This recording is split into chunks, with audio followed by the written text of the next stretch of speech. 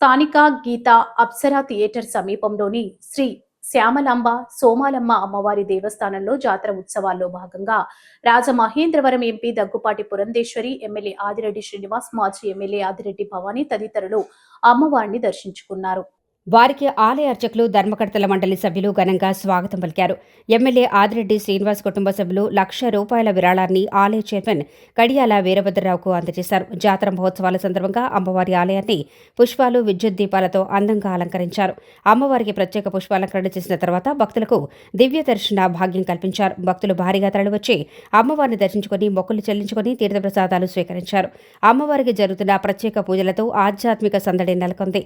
నగర టీడీపీ అధ్యక్షుడు మజ్జి రాంబాబు, కోటిలింగేశ్వర స్వామి దేవస్థానం చైర్మన్ కొయ్యల రమణ, ఆలయ కార్యనిర్వహణాధికారి జె వెంకటేశ్వరరావు, ధర్మకర్తల మండలి చైర్మన్ కడియాల వీరభద్రరావు, సభ్యులు Allada Venkata Apparao, Bonu Eswari, Mallapu Reddy, Varalakshmi, Kuraganti Trinath, Kella Jayalakshmi, Thadivalasa Venkatalakshmi, Andaluri Chandrasekhar, Thorlapati Shalini, Karumuri Suresh, ex officio member Madireddy Padmavathi హాజరయ్యారు.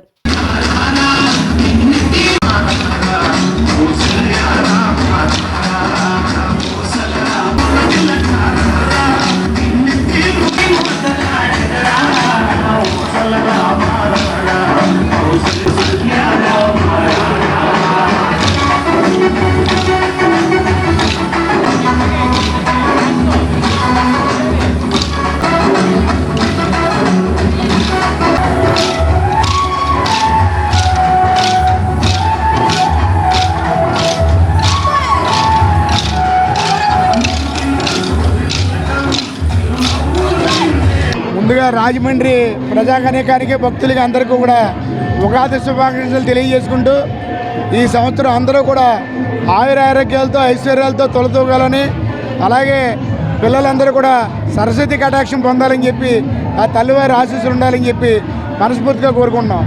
ఈరోజు కడియాల వీరభద్రరావు చైర్మన్ గారు, ఈవో గారి ఆధ్వర్యంలో కూటమి ప్రభుత్వం బ్రహ్మాండంగా ఈ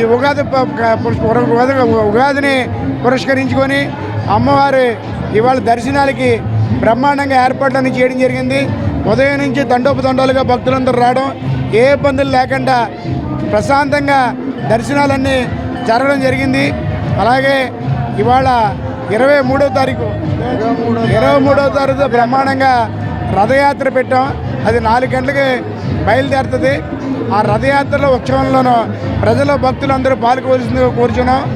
అలాగే మన ఇప్పుడు 29 ఆదివారం అన్నదానం కూడా ఉంది. బ్రహ్మాండంగా 7-8 వేల మందికి అన్నదానం కూడా ఏర్పాటు చేయడం జరుగుతుంది. భక్తులు ఈ అన్నదానంలో కూడా పాల్గొని అందరూ కూడా ఈ కార్యక్రమాలన్నీ కూడా ఏదైతే ఇవాళ భక్తులు అందరూ జయప్రదం చేశారో, అలాగే 29వ తారీఖు కార్యక్రమం వరకు అందరూ పాల్గొని ఆ అమ్మవారి తల్లి ఆశీస్సులు ఇవ్వాలని చెప్పి గ్రామదామత రాజమండ్రి ప్రజలందరినీ, అలాగే రాష్ట్ర ప్రజలందరినీ, అలాగే ప్రభుత్వాన్ని కూడా మంచి బాటలో నడిపించేలాగా ఆ తల్లి ఆశీస్సులు దీవించాలని చెప్పి ఈ సందర్భంగా తెలియజేస్తాం.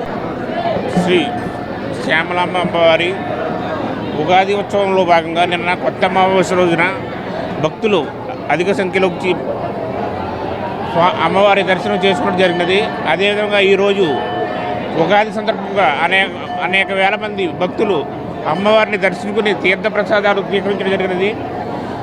అదేవిధంగా 23వ తారీఖున అమ్మవారి రథయాత్ర 4 గంటలకు ప్రారంభమవుతుంది. 29వ తేదీన అమ్మవారి అన్నదానము కూడా జరుగుతుంది.